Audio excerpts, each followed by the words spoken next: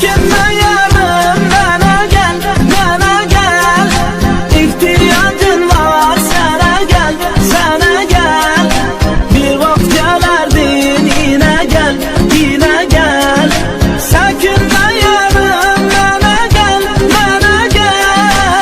Çekinme yarım, bana gel, ihtiyacım var, sana gel, bir vakit gelerdin, yine gel, çekinme yarım, bana gel.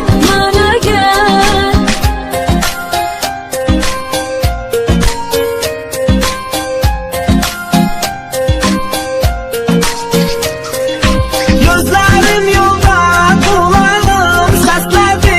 Ah meleğin yüreğim seni istedi. Yüreğim derdim ben onsuz bağlama. Derdimle deli divane xəstədir. Yine yarım görüşek, ah ebedi kimin gizleyecek, sevişek. Sen bana sarıl, mesele